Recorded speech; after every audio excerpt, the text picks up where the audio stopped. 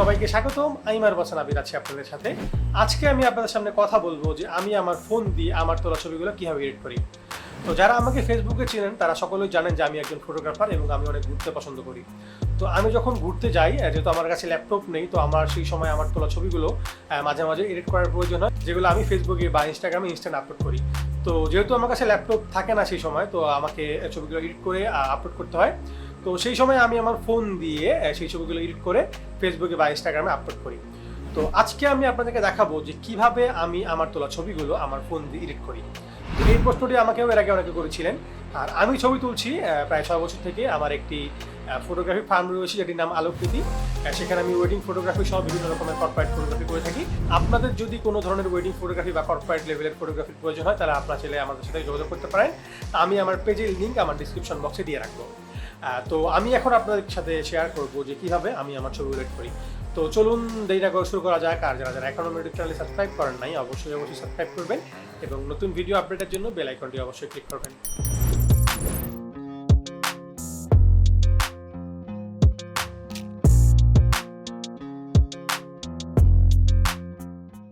তো আমি যে অ্যাপ্লিকেশনটি ব্যবহার করছি এটার নাম Lightroom photo and video editor. এটি ব্যবহার করার জন্য সর্বপ্রথম এই অ্যাপসটি গুগল প্লে স্টোর থেকে আপনাদের ফোনে ডাউনলোড করে নিতে হবে। যেহেতু আমার ফোনে আগে থেকেই ডাউনলোড করা আছে তাই আমি নতুন করে আর ডাউনলোড করছি না। এরপর সরাসরি চলে যাব আমি লাইটরুম অ্যাপসে। এরপর ফেসবুক অথবা গুগল অ্যাকাউন্ট দিয়ে সাইন ইন করে নিব। নেয়ার পর দেখতে পাচ্ছি এই হচ্ছে লাইটরুম এর লাইব্রেরির ইন্টারফেস। এই লাইব্রেরি থেকে আমরা ছবি সিলেক্ট করে পরবর্তীতে সেটা এডিটিং প্যানেলে নিয়ে যেতে পারবো। ছবি সিলেক্ট করার জন্য নিচে নীল কালার বক্সে যে প্লাস ইমোজি চিহ্নটা রয়েছে সেটাতে ক্লিক করব। এরপর যেই ছবিগুলো আমরা এডিট করতে চাই সেগুলো সিলেক্ট করব। সিলেক্ট করা হয়ে গেলে উপরের অল ফটোস নামের যে অপশনটি রয়েছে সেটাতে ক্লিক করব।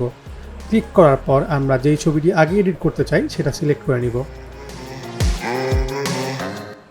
তো এডিটিং প্যানেলে এসে আমরা নিচে অনেকগুলো অপশন দেখতে পাচ্ছি। রয়েছে masking, healing, crop preset, auto colour সহ আরও অনেক অপশন। এখানে ব্লু কালার সম্বলিত যে প্লাস আইকনগুলো সহ যে অপশনগুলো দেখছি এগুলো ব্যবহার করার জন্য আমাদের লাইটরুমের অ্যাপসের সম্পূর্ণ সাবস্ক্রিপশন কিনতে হবে। আর ফ্রিতে ব্যবহার করলে আমরা শুধু কালার কারেকশন সহ হালকা কিছু এডিটিং করতে পারবো। একটা ছবির বেসিক এডিটিং করার শুরুতে যে বিষয়টি সর্বপ্রথম খেয়াল রাখতে হবে সেটি হচ্ছে ছবির ফ্রেমিং। যদি ছবির ফ্রেমিং ঠিক না থাকে সেটা আমরা ক্রপ করে ঠিক করে নেব। তো আমরা রুলস অফ থার্ড মেনটেন করে ছবিটা ক্রপিং করে নিচ্ছি। ক্রপিং করা হয়ে গেলে উপরে যে রাইট আইকনটি দেখতে পাচ্ছেন এটিতে আমরা ক্লিক করব। তো এরপর আমরা দেখতে পাচ্ছি যে প্রিসেট অপশন। তো এখানে অনেকগুলো প্রিসেট ফ্রিতে দেওয়া রয়েছে, কিছু প্রিমিয়াম প্রিসেটও রয়েছে। আপনারা চাইলে এই প্রিসেটগুলো ইউজ করতে পারেন। তো আমি প্রিসেটগুলো ইউজ করব না, কারণ আমি আমার পার্সোনাল কালার কারেকশন করব। তো এই জন্য আমি কোনো প্রিসেট ইউজ করতেছি না। তো এখন আমরা ডিরেক্ট কালার কারেকশনে চলে যাব। কালার কারেকশন করার প্রথম ধাপে যে বিষয়টি খেয়াল রাখতে হবে যে লাইট ঠিক আছে কিনা। তো লাইট ঠিক করার জন্য আমাদের লাইট অপশনটিতে চলে যাব। যাওয়ার পর এখানে অনেকগুলো অপশন দেখতে পাচ্ছি, exposure, contrast, highlight, shadow, white এবং ব্ল্যাক। তো এগুলোর সাহায্যে আমরা লাইট ঠিক করে নিতে পারবো। তো প্রথমে আমরা এক্সপোজারটা একটু বাড়িয়ে দেবো। এক্সপোজারটা বাড়ার পর দেখতে পাচ্ছেন আমাদের যে ফেসের আলোটি রয়েছে এটি হালকা বেড়ে গেল। ওভারঅল যে পিকচারে আলো রয়েছে বেড়ে গেল। এরপর আমরা কন্ট্রাস্টটি একটু বাড়িয়ে দিব, ছবিটি একটু কালার টোন আনার জন্য কন্ট্রাস্টটা হালকা বাড়িয়ে দিব। দেওয়ার পরে আমরা হাইলাইটটা কিছুটা কমিয়ে দিব। তো দেখতে পাচ্ছেন হাইলাইটটা কমায় দেওয়ার ফলে আমাদের ছবিতে একটা ব্ল্যাক টোন চলে আসছে। এরপর শ্যাডোটা হালকা বাড়িয়ে দিব, কারণ আমরা হাইলাইটটা একটু কমিয়ে দিয়েছি। এরপরে আমরা হোয়াইটটা এবং ব্ল্যাকটা একটু কমিয়ে দিব যাতে ছবির কালারটা ফুটে ওঠে। আপনারা চাইলে কার্ভের মাধ্যমে ওই যে কালারটা কমাতে বাড়াতে পারেন।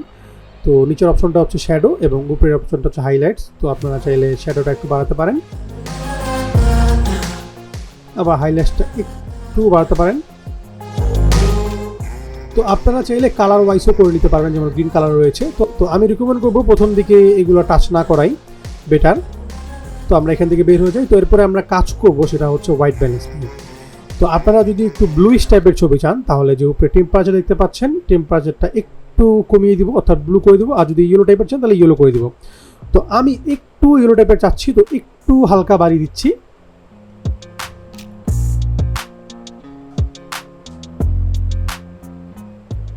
টিনটা আমি একটু বাড়িয়ে দিব 5% এবং স্যাচুরেশনটা অল্প একটু বাড়িয়ে দিব, ভাইব্রেন্স টাচ করব না।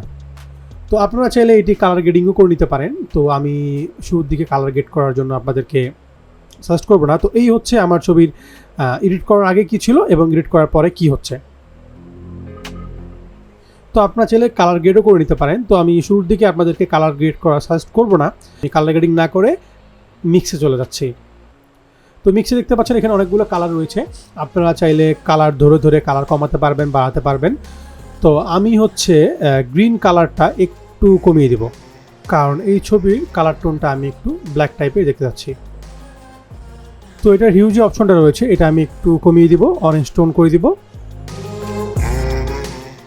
তো এরপর যদি আমরা ফেসের ব্রাইটনেসের কালারটা হালকা বাড়াতে চাই তাহলে আমরা অরেঞ্জ এবং রেডে গিয়ে লুমিনেসটা হালকা বাড়িয়ে দিব। এরপর ডানে ক্লিক করে আমরা চলে যাব ইফেক্টে।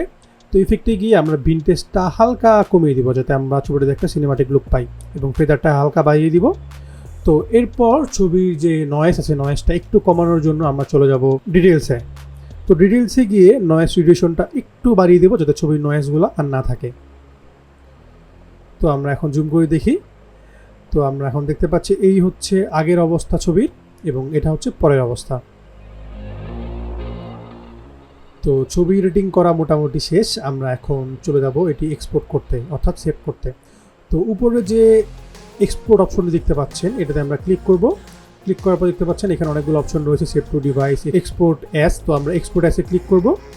তো ক্লিক করার পর আপনাদের পার্সোনাল যে লোগো রয়েছে লোগোটি এখানে দিতে পারেন। তো লোগো দেওয়ার জন্য এখানে একটা অপশন দেখতে পাচ্ছেন ইনপুট ওয়াটারমার্ক। তো এই ওয়াটারমার্কে ক্লিক করবেন, ক্লিক করার পর কাস্টমাইজে ক্লিক করবেন। এরপর লোগোটি ইনপুট করে আপনারা চাইলে আপনাদের পছন্দ মতো জায়গায় লোগোটি সেট করতে পারবেন। লোগোটি সেট করা হয়ে গেলে আমরা ব্যাক অপশনে ক্লিক করব। এরপর উপর রাইট অপশনটিতে ক্লিক করে ছবিটি আমরা সেভ করে ফেলবো। তো একটি জিনিস আমরা খেয়াল রাখবো যে আমরা অবশ্যই এক্সপোর্ট এসে ক্লিক করব, কারণ এক্সপোর্ট এসে ক্লিক করলে আমাদের ছবিটির অরিজিনাল রেজুলেশন পাবো, আর সেভে ক্লিক করলে আমরা ছবিটি কিছুটা কম রেজুলেশনে পাবো। তো এই হচ্ছে আমাদের ফাইনাল ছবির আউটপুট। সকলকে অসংখ্য ধন্যবাদ আমার এই ফটো এডিটিংয়ের ভিডিওটি দেখার জন্য। বেসিক্যালি আমি এইভাবেই আমার ছবিগুলো আমার ফোন দিয়ে এডিট করে থাকি। তো এই ভিডিওটি যদি আপনাদের ভালো লেগে থাকে তাহলে অবশ্যই ভিডিওটিতে লাইক দিবেন এবং আমার চ্যানেলটি অবশ্যই সাবস্ক্রাইব করবেন। সকলকে অসংখ্য ধন্যবাদ। আল্লাহ হাফেজ।